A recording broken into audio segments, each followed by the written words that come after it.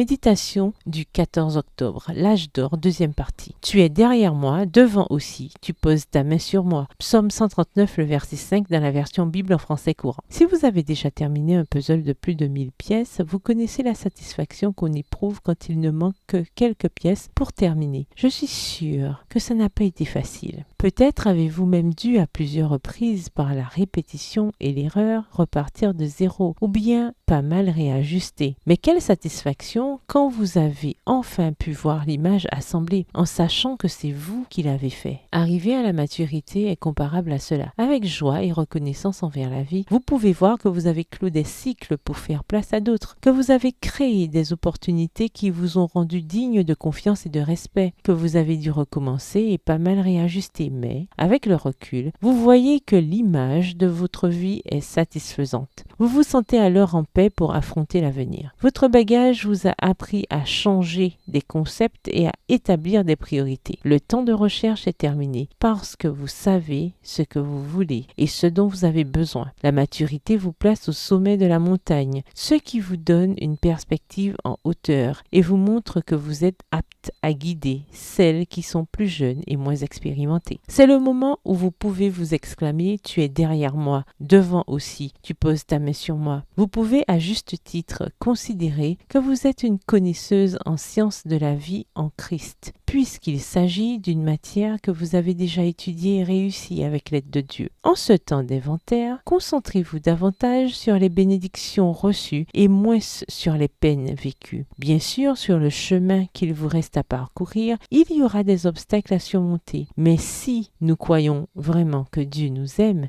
et qu'il désire notre bien, nous cesserons de nous agiter au sujet de l'avenir. Nous nous abandonnerons à lui comme un enfant s'abandonne à son père qu'il aime. Texte tiré du livre Pour un bon équilibre mental et spirituel au volume 2, au chapitre 50 à la page 483, livre écrit par Ellen G. White. La femme mûre n'a pas peur du rejet. Au contraire, elle a un amour propre soutenu par le soutien inconditionnel que lui offre son Père céleste. Votre tâche est de découvrir les nouveaux rejets que Dieu a pour vous en cette étape de votre vie. Soyez une femme distinguée. Marchez sur le chemin de votre vie en emportant avec fierté et élégance l'expérience des années vécues. Bonne journée, que l'Éternel vous bénisse.